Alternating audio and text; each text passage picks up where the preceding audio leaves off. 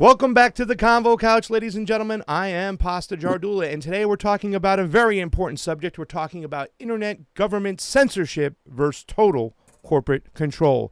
And today with me, I have two great guests. I am Pasta Jardula. We have Johnny Sue on the ones and twos. But from the Jimmy Dore Show and Get Your News On with Ron, we have Ron Placone. How you doing today, Ron? Howdy, Pasta. Good to see you, buddy. Thanks for joining me on this subject. It's really important to me, and I think you have a lot of great knowledge to share. I hope so. I also have with me today, from Florida, a well-respected two-time candidate for Congress who ran against progressive warrior Debbie Wasserman Schultz. That was a joke. I have Tim Canova, who's a law professor at Nova Southeastern University. Excuse me. How you doing today, Tim? Doing well. Thanks for having me on, Pasta.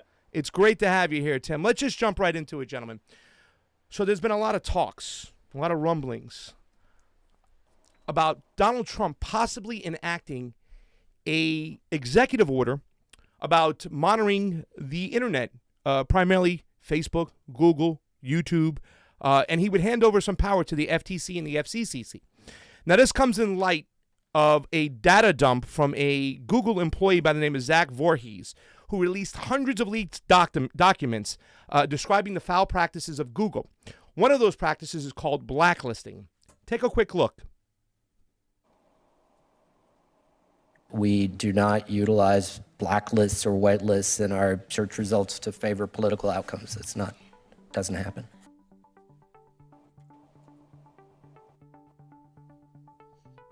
What they're saying is untrue. This is a blacklist, one of many blacklists that are at Google. This particular blacklist is showing which news sites aren't going to show up underneath the search bar when people are searching on their Android phones. And what they're doing is that they're saying, okay, well, Newsbusters, The Gateway Pundit, National Enquirer, Media Matters, Infowars, they're not going to appear, on their search results. We do not utilize blacklists or whitelists in our search results to favor political outcomes. Doesn't happen.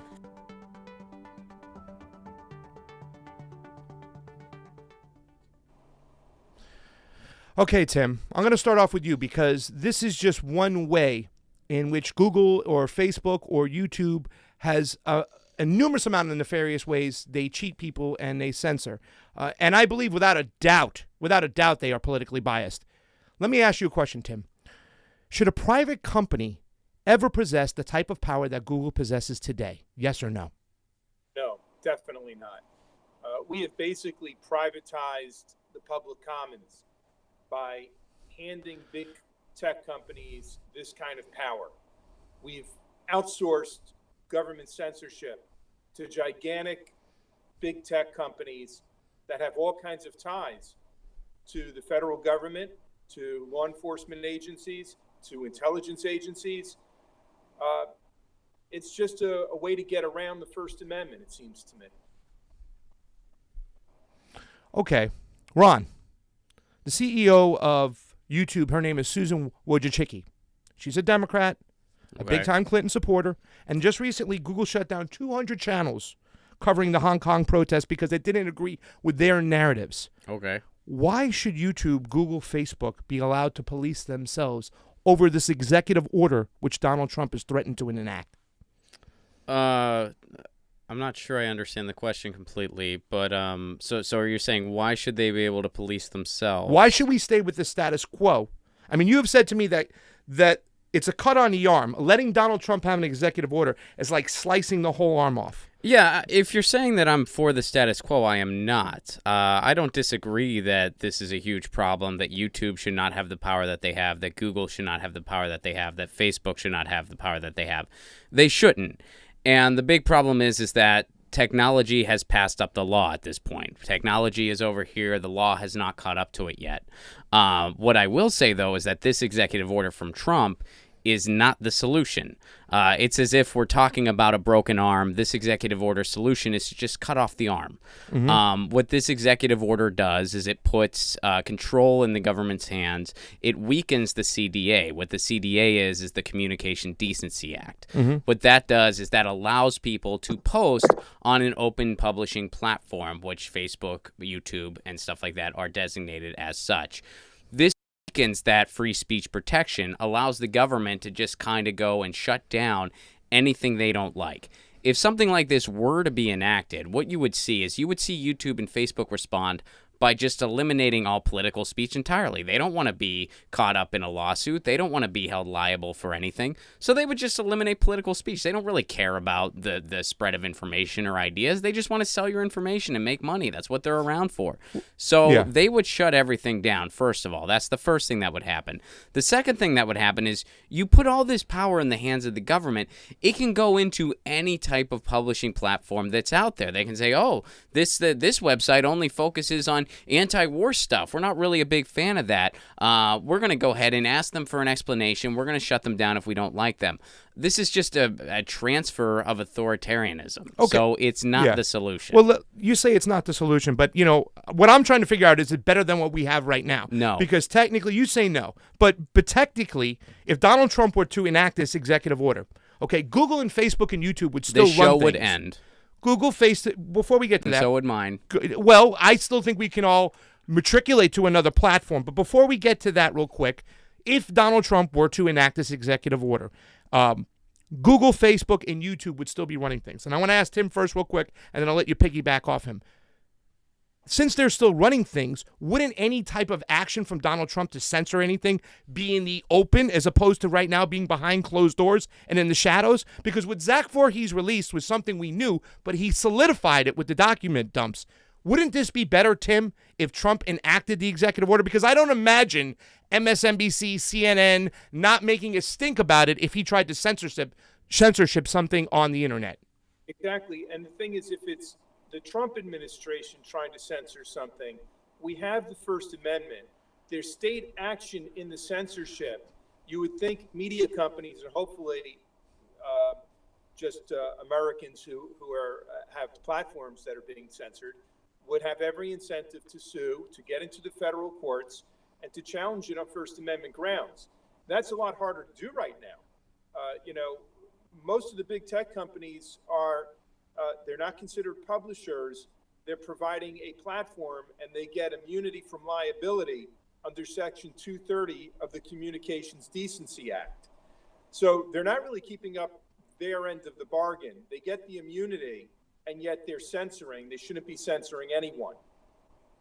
Ronald, you have something to say about that? Was he still? I'm sorry. By various politicians. I think Tulsi Gabbard filed the lawsuit. I'm trying to remember who she sued. Was it Google? She sued Google for $50 million. Okay, and then there was a Republican congressman, I believe Nunez, who brought a lawsuit against one or two of these big tech companies as well. So it'll be interesting to see what the federal courts do with those lawsuits. But it's an uphill climb because these big tech companies do have some immunity under Section 230 of the Communications Decency Act. Ronald? As they should. I mean, taking that away is not the answer because that would affect all of us. You know, these big tech companies are acting unethically. I don't disagree with that. But something like this for a solution would be a catastrophe. I mean, first of all, they would just not take the risk. That's what they would do. They would just eliminate free political speech on their platforms entirely. That's just what would happen. As far as like, oh, well, wouldn't they call, if the Trump administration did anything nefarious, wouldn't MSNBC call them out on that? You think they would? Maybe. I mean, I don't have a lot of confidence that Comcast is going to do the right thing here. Nor would I want to have an executive order out there that's relying on something like that. Mm-hmm. So, you know, again, we don't disagree on the problem, but this executive order would make it even worse. I still don't know if I'm there with you because I think when you talk about CDA 230, which you just talked about, wouldn't that just make all of our shows, your show, my show, the Demi Jor show, Kyle Kalinske, Tim Black, wouldn't it just make us already matriculate to another platform? Because technically we don't even need YouTube right now. It's just where the people are at and the money's at. But if we all moved to, let's just say, Just Inform, which they tried, maybe we can try again, wouldn't that be the better thing anyways? Good luck with that. Would you want to take this show off YouTube tomorrow? Do you think it'd be a good move? If we all went together. Okay. If they deplatformed all political talk from YouTube, we all have to go somewhere else. Another site will be... presumably. Don't you think they said that same thing when the Telecommunications Act in 96 happened? Don't you think they say, oh, well, we all have to go somewhere. They're not just going to take radio away from us. Well, guess what? They did. Mm-hmm. So, I mean, it's the same thing here. What the solution should really be is that these entities, the YouTubes, the Facebooks, they should be designated as public utilities. There should be a board that is elected and that is overseen that should uphold the free speech laws in the United States on these platforms. Yeah. That's what needs to happen. Bernie Sanders has a plan similar, calling for something like that. Bernie Sanders, he released a plan the other day that calls for the breakup of the big media monopolies. Mm-hmm. It calls for a reinstatement on protections on how much media one entity can own, going back to the pre-Telecom Act of 1996 days. Mm-hmm. And it calls for antitrust laws being enforced on entities like Google, YouTube, and Facebook. That is the direction that we should go, not this executive order. Yeah, I agree. Tim, do you have anything to piggyback on that? Because I think we're going to have a hard time having Donald Trump nationalize anything, let's be honest. What are your thoughts? If you go ahead with what Ron was just discussing, the Bernie Sanders plans to break up the big media monopolies, and I'm all for that. 6 huge conglomerates controlling 90% of the cable TV and print media in the country, from what I've been reading.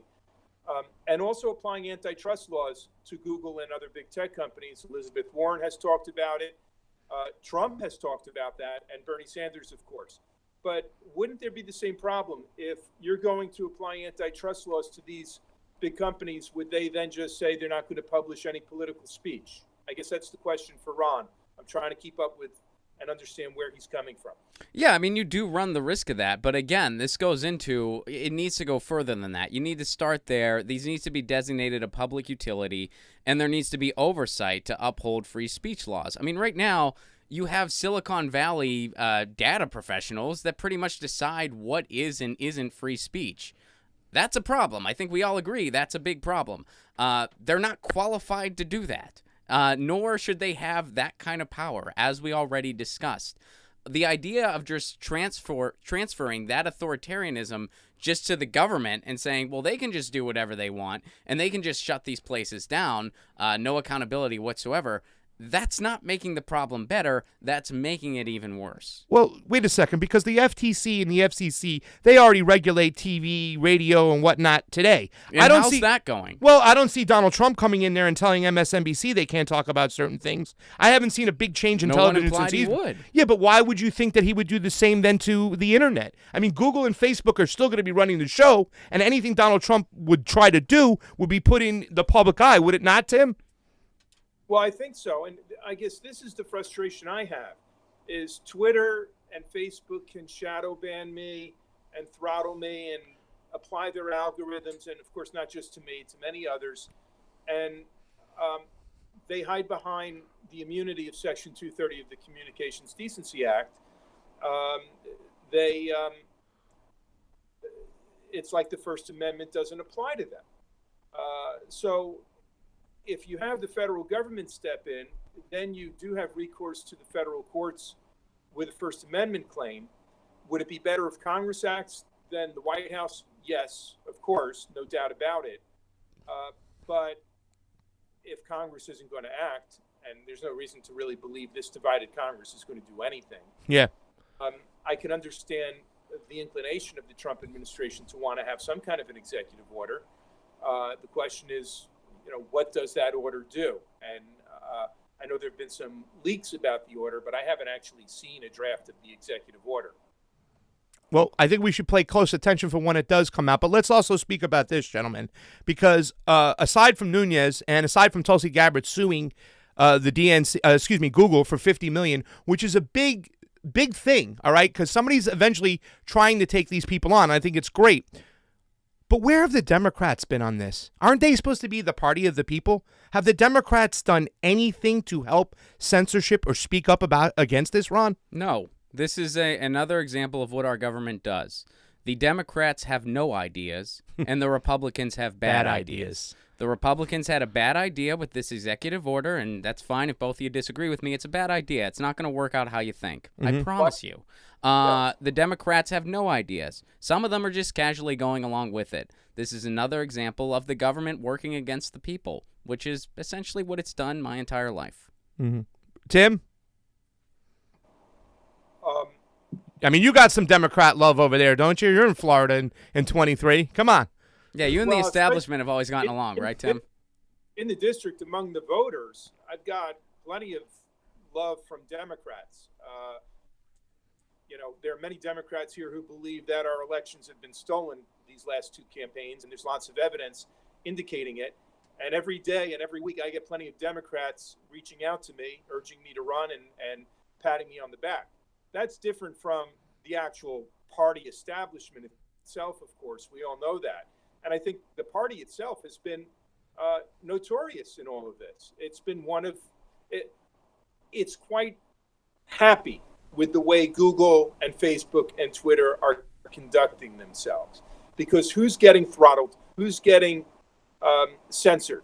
It's basically, obviously, some conservative voices. I don't want to minimize that. There are plenty of conservative voices, which is why the Trump administration feels they have to do something. But, of course, it's also progressives, myself, Jimmy Dore. You guys are probably subject to this kind of scrutiny as you get bigger. So the Democrats are a big part of the problem. They take a lot of money from the big tech companies. Yes, they do. Want to protect the big tech companies. I don't think the big tech companies should be protected at all. Now, again, I haven't seen the actual Trump order, so I don't want to have a knee-jerk reaction that, oh, no, it's going to replace private censorship with government censorship. If that's all it does, that might be a positive step, again, because that gets government state action involved, and the courts will have an easier time striking down censorship effects. That's not the ideal approach. I'm sure it's not. I would like to see these big tech companies considered part of the public commons, you could say, and as Ron suggested, be declared a public utility. I'd like to see the executive order do that. I'd like to see an act of Congress do that. And hopefully it would allow the Supreme Court to start applying First Amendment law. But the court has been scaling back on that for decades. There have been a number of important decisions dealing with private shopping centers, private shopping malls. Can they restrict speech, citizens trying to speak and give out flyers at the mall? It used to be very difficult for the owner of a private shopping mall to do that because they had opened themselves up to public business. They were taking the benefits of public commerce, and in effect, their mall had become a bit of a public common, a public utility, you could say, for speech. And the courts used to protect that kind of speech, and over the decades, they've cut back on that dramatically. There's still some good Supreme Court case law from decades ago that needs to be revived, but who knows what this court would actually do. Yeah, I mean, it's one of those things. And Tim, you can speak to the law better than I can, obviously. But, I think the free speech laws in the United States are pretty freaking good. Like I think they're pretty solid. We got a pretty good free speech law in this country, at least on the page. On the paper. It's on paper, not. yeah. Of course, it's not always enacted properly. Not enacted, but I'm talking about on the page. If I had to come up with my own set of free speech laws, I doubt I would do a better job. I don't think I would. I think the list of things that we don't tolerate is pretty good. You can't call and incite to violence. There's a consequence for defamation. I think all those things are a pretty solid group of laws. We have no idea how to enact that in the e-commons now, as y'all put it. Like we have no idea how to enact that. And I think, again, designating these as public utilities with professionals who specialize in that field, who Yeah, are yeah. constitutional lawyers, who are free speech experts. Oh, yeah. And the one thing in that executive order that, when you take that by itself, is a good thing, is that they're saying, look, when Facebook and YouTube and Google, when they censor somebody, we need an explanation. Yes. There's some accountability there. That by itself is a good thing. Yes. It's all these other things that the executive order would have that are very consequential, that are very bad things and make this bad overall. It's one of those things. If you look at different pieces of policy and you single out a couple sentences, you'll be like, oh, that sounds like an okay thing. Then you look at the big scope of what it really does, You look down and a it's little like, bit, yeah. wait a second, this is not the answer. It's the same thing here. You know, we could have looked at the Telecommunications Act in 1996. We could have found some sentences where it's like, this sounds like a pretty good thing. Cool. Then you look at what it really did, how it completely homogenized radio, how it gutted mediums from us. It's a similar story here. Well, That's what this executive order would do. My guess is that executive order will be challenged in courts right away before it's actually applied to any citizen in a way that is censoring the citizen's speech. So there probably will be challenges right away.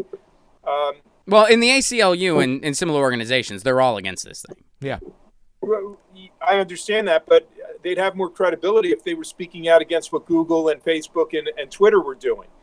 You know, you look at Donald Trump and, you know, what Donald Trump has been all about.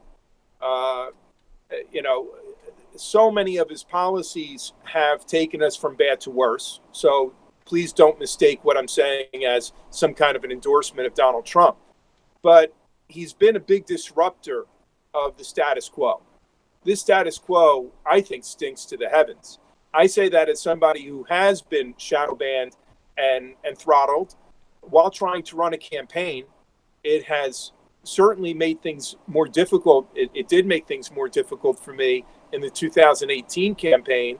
I'm not blaming it for our defeat. I think there's actually ample evidence of once again, rigged electronic software. I think we may have won in spite of all the odds. That's a whole nother story and tough to prove and all of that. But certainly being a victim of what Twitter and Facebook were doing and Google during a campaign makes me speak out and say the status quo is just it's not good at all. It has to change. Now, the Trump executive order would be a disruption. I don't think it would be the final word. I do think it would be challenged in courts right away. It would be interesting, sort of as a thought experiment, to actually see how it would play out if it was applied, if the federal government were suddenly trying to restrict somebody's speech on the internet. I imagine that would make it into a federal court. And again, I know I'm repeating myself, but the frustration with the status quo is that these big tech companies get to hide behind their immunity under the Communications Decency Act, claim that they're not publishers, they're platforms, and they're not supposed to, so they shouldn't be liable for defamatory speech, and yet they get away with censoring the platform itself with impunity. To me, the status quo, it makes a mockery of the First Amendment.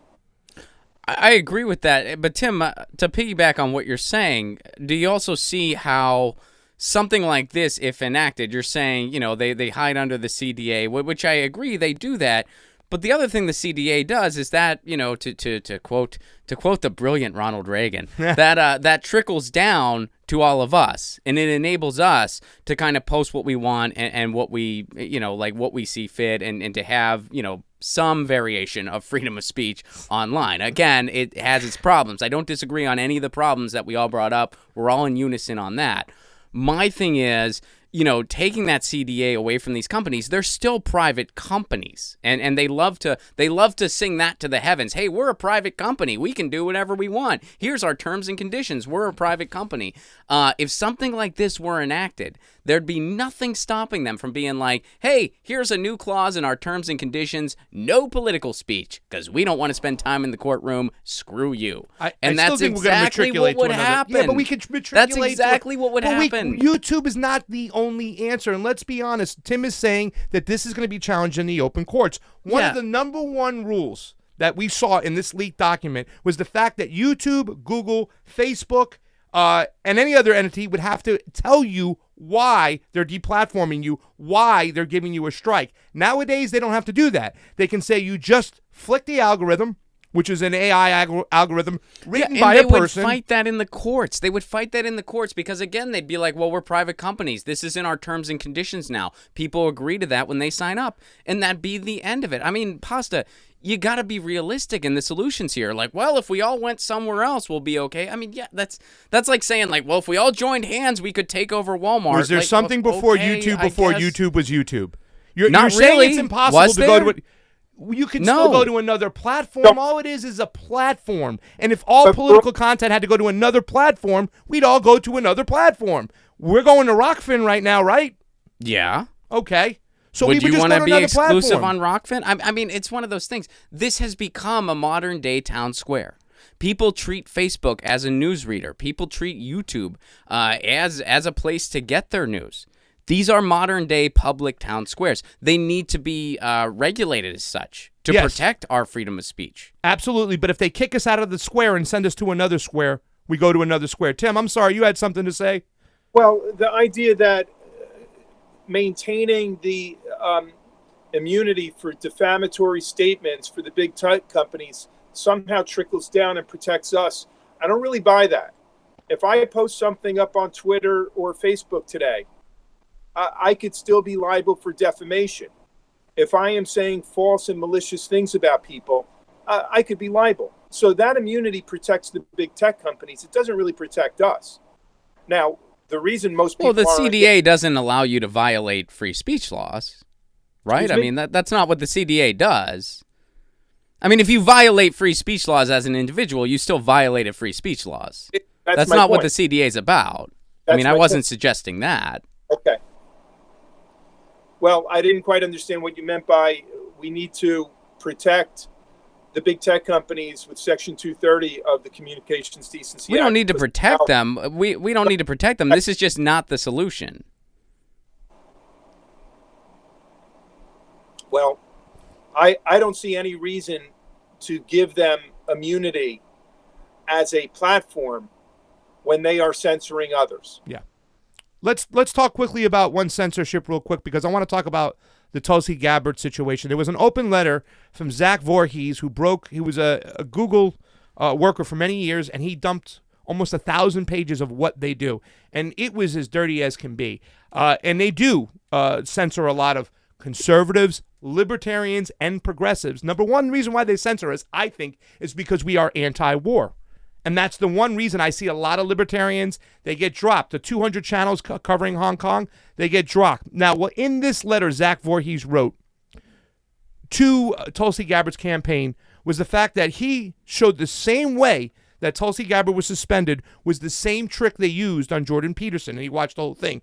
They've weaponized this algorithm, and they hand out this weaponization to who they see fit. So I don't know who went in there and tripped Tulsi Gabbard's system, her account, but it was done purposely. You know what I'm saying? Why can they continue to do this stuff? And is this really just about Donald Trump being there? I mean, if it wasn't Donald Trump, if Bernie Sanders or Tulsi Gabbard were in office, would we be okay with this executive orders? If Bernie Sanders or Tulsi Gabbard was in office, this executive order wouldn't exist. It would be a better solution from either one of them. Okay. I mean, Bernie already has policy ideas out there that are better solutions now, for this. He's late to the party. Let's be honest. No, he's not. No, he's not. He's the only one talking about it, actually. Well, I mean, Tulsi and Gabbard's he's running. suing He's them. in the middle of a campaign. Tulsi Gabbard's suing Tulsi them. Gabbard's suing them. Bernie Sanders has a plan. Yeah. Okay. And So- I think Elizabeth Warren has a plan too as well. I don't want to say that. That's her. Well, that's her slogan. But some of these progressives who have a plan, it would be nice if they had spoken up for other progressives who are getting shadow banned and throttled for what reasons? You know, you mentioned the anti-war message. That's part of it. Anyone who challenged the Russian narrative, the Russian collusion delusion, anyone who spoke up for Julian Assange, you make yourself a target for this kind of internet censorship. Yep. And, you know, all I'm saying is those progressives who are proposing grand solutions, if they should someday be elected, although they won't speak out against rigging by the DNC, they're not exactly standing up for those who have been censored, actually, on a day-to-day basis. You know, it's so funny too because you know we have you on here today, Tim, and I know a lot of my followers and people who've been talking to me. They talk about the situation that you had. Today, Tulsi Gabbard is not qualifying for the debates, and I think a lot of us were hoping for Bernie Sanders to step up and speak. And I see a lack of accountability coming from the progressives, the Democrats. Nobody, like I said, is speaking about this. And I was so anxious to do this show because watching even the independent media get this wrong is why I brought you two gentlemen together. Last question, Ron. I just want you to piggyback one more time and tell us what really needs to be done. If Ron Placone was president today, what would he propose for the internet? If Ron Placone was president today, the first thing he would do is refuse to serve, and he'd move to another country because he'd be terrified to live in a place that would elect him president. Gotcha. And also, I want to say, Tim, you know, I'm a big fan of you. I like you a lot. And I do share your frustrations. And, you know, even though I like Bernie's plan, you know, I don't like what he did to you at all. And that's something that I see as a big misstep by him, and I always will. Me too. I wasn't speaking out against Bernie doing anything to me or not to me. No. I know you weren't. I know you weren't. Though. I know you weren't. But you know, I'm just saying that you know, I've always been a fan of yours. I still am. And yeah, I certainly share those frustrations with you. Where I'm at, though, is I'm really not for this executive order. Yeah. And I know you guys aren't in the bank one way or another, but you know, it's at least people are talking about this. You're not really hearing anything about it. But so if I was president after I relocated somewhere safer, what I would do from my remote location is I would designate these as public utilities. I would, you know, and again, I don't know all like the legal ways to get there, but I know you can get there. I agree, though. I would make them uphold the free speech laws of the United States. I would have professionals in place to make sure that was held accountable. I would have elected boards to oversee this stuff. I know that's not something that we really have often here in the United States because we don't have a media structure at all. But other countries that do have media structures that are, you know, in the top 50 when it comes to the Press Freedom Index, they do stuff like this. Norway does stuff like this. It's not impossible. We can do it. And I see that as the solution. This executive order is not the solution. There's a couple nice sentences in that executive order that sound nice, but when you really look at the big picture of what this would do, I think it would have very catastrophic results where none of us would be happy. But don't vote for me, okay? Go vote for Tim. Don't vote for me. We'll vote for you, Tim, over Ron. I'm not with Ron's sentiment. I am for the fact that we should possibly make these utilities, public utilities, nationalize these things, have a board, make sure there's freedom of speech, make sure nobody's being censored, make sure nobody's being blacklisted. However, right now, my personal opinion is I am not for the status quo because I don't think it's a status quo. I think Facebook, Google, and YouTube are using more and more nefarious tools to put people down. And what they did to you, what they did to Tulsi Gabbard is a big no-no. And even, in fact, the last straw for me was them cutting down these channels for covering Hong Kong. Tim, do you believe that Ron's... Sorry, go ahead. I didn't catch the last part you said. Cutting down these channels from doing for what? For covering Hong Kong. There were 200 channels that were suppressed and taken down for covering Hong Kong, and they were called non-democracy. What's the word? Agitators. In other words, they were against democracy, pro-democracy China protesters. So they shut down these 200 channels. It's just another... I mean, this channel that everybody's watching this show on right now has 24,000 subscribers, has enough hours, and is not monetized. They will not monetize us, and they haven't told us why. Pasta, I just want to say something real quick, and I don't think you were throwing this at me, but a person can be against the status quo and still not be for a bad solution. That's the camp I'm in. I too am against the status quo. I think this is a better solution. It is not. I think it's a better solution. But you know, just because you think something's a bad solution doesn't mean you're for the status quo. I don't think it's the best solution, but I think it's a better solution. Where are you at on this, Tim?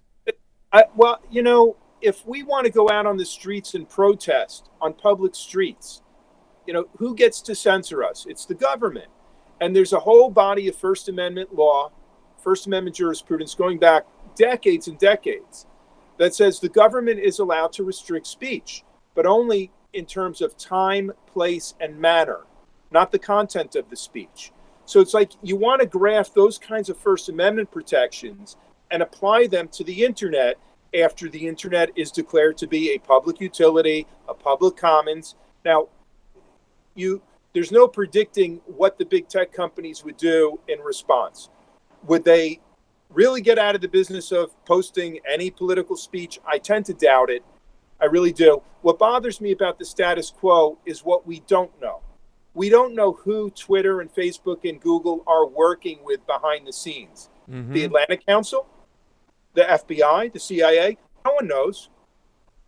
And chances are, yes, to some of those. So the government is getting to censor anyway, and they're hiding behind the cloak of private ownership of big tech companies. That status quo is unsustainable. Listen, I sympathize with what Ron's saying, that the Trump executive order, that we haven't really seen the details, and, kind of knowing the temperament of the chief executive should give all of us some pause. But I'm glad that Bernie Sanders is stepping up and offering some solutions. I think the Democrats in the House should really be holding hearings on this. But again, why won't the Democrats? Because it's serving their interests not to. Yep. Maybe say the Republicans in the Senate should be holding hearings on this. Instead, I'm not saying anything you don't already know and that your audience doesn't know. Most of these members of Congress, of the House and the Senate, are spending 30 hours a week raising money, call time from big corporate interests. They don't have time to do legislation. They don't have time to think through these tough issues and come up with a solution. So I can certainly understand the inclination of people who are like, okay, Trump's a bull in the china shop, but it's time to have a bull in the china shop. Give us something. Let's see what's in this executive order.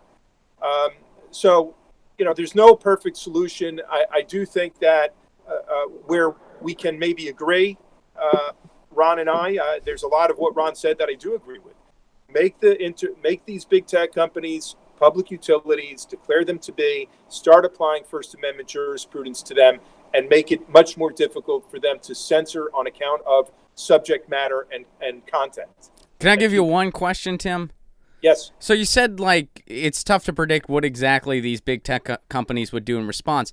I think I disagree with that slightly. I mean, as we've all said, all three of us have brought this up. We've brought up different examples, all three of us, of them censoring political speech. Why do you think it's unreasonable to safely predict that they would do that even more if they felt compelled to? You're saying they would censor all political speech? Yeah, I don't think that's an unreasonable place to go. If they felt like there could be consequences on them.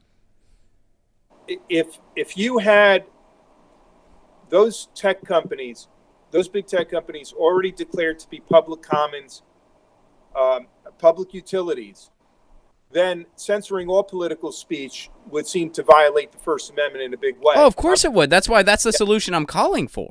Yeah, well, and I'm agreeing with that. Right. I'm saying that's part of a solution, especially if it would allow the application of First Amendment protections to these big tech companies by declaring them to be public commons, public utilities.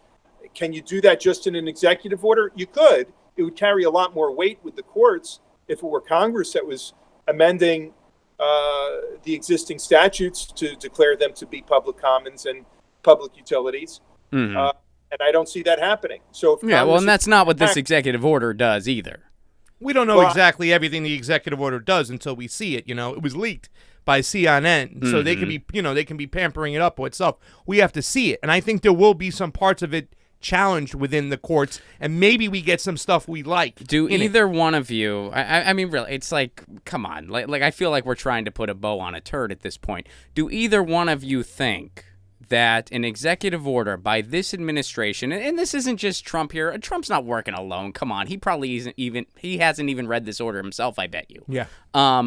Do either of you think that what I'm calling for, that, Tim, what you're in agreement with, do you think that will be in this executive order, that it will designate YouTube and Facebook public utilities with an overseen elective board to enforce free speech laws? You don't? Okay, I don't either. No. I think that's a safe prediction. Yeah. So let's not make those kind of projections.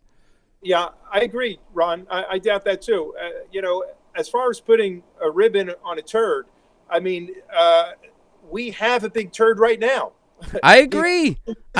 So let's not have a turd. We don't have to pick a turd. We can be like, you know what? Let's work on a nice grassy field or something, or a sandwich. I want a sandwich that doesn't have shit in it.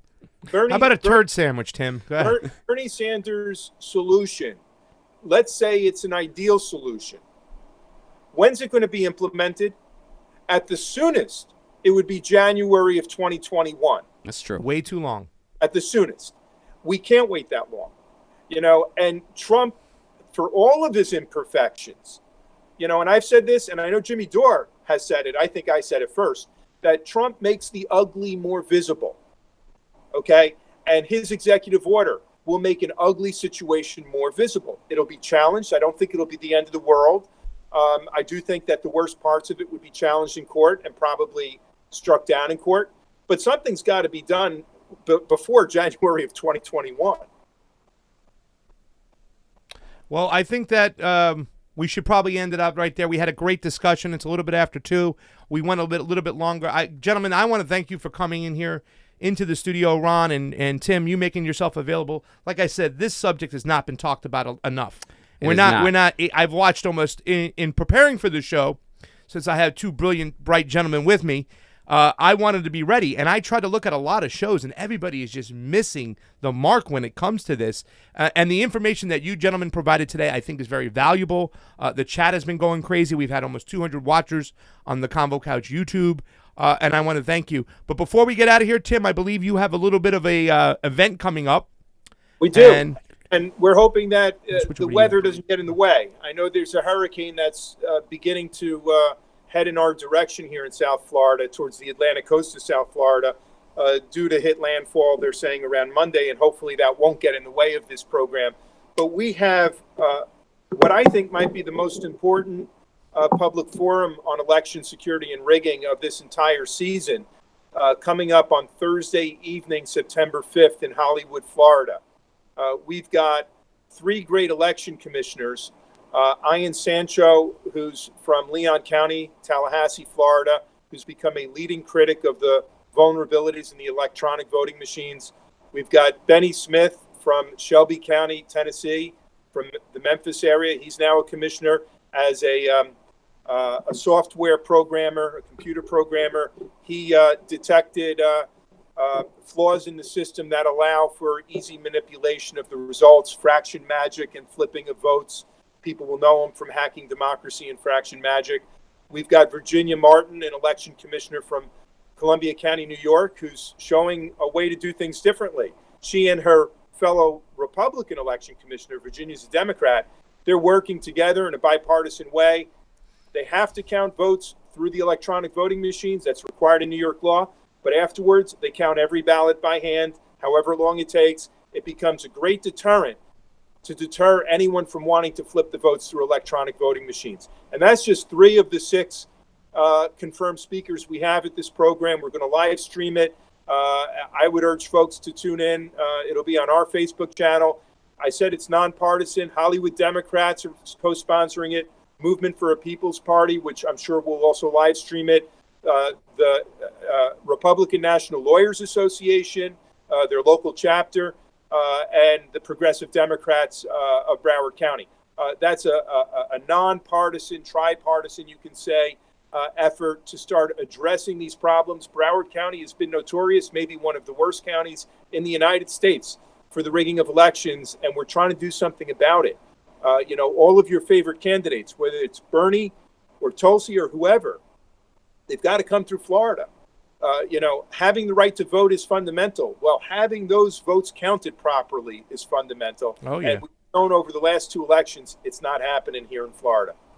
And just like the internet, it doesn't look like much has improved. Ron, what do you got? Where are you going to be this next coming on? You going to Moscow or no? I'm going to be in the Upper Midwest next week on the Progressive Comedy Tour. Myself and Graham Elwood. I do 45 minutes on free speech law. It's hilarious. No, that's not in my set, but it's a fun time. It's a really fun night. September 4th we'll be in Omaha, Nebraska. September 5th, Sioux Falls, South Dakota. September 6th, Madison, Wisconsin. September 7th, Minneapolis, Minnesota. September 8th, Iowa City, Iowa. Get your tickets at ronplacone.com. November, we're coming to Australia. So get your tickets for Australia now. Perth, Adelaide, Sydney, Melbourne. Tickets are available now. romplacone.com. And we're booking 2020 now. Tucson, Arizona, we're coming. San Francisco, we're coming. Albuquerque, we're coming. Midwest, Southeast, we are coming. There's going to be dates announced very, very soon for 2020. So romplacone.com for all those tickets. And thanks for doing this, guys. You know, Ron, you're a good friend of mine, but I think you got one of the best voices in the business. I just want to point that out. I love when you get going. Not everybody agrees with that, but well, they you. don't have to agree with me, but I love your voice and I love what you do. Well, it's very so we're going to kind get out of of you. here, ladies and gentlemen. We want to thank Tim Canova for joining in, Ron Placone, who was in the studio, our man Johnny Tsunami on the ones and twos, for Pasta Jardula on the Convo couch. We'll see you soon. Convo out.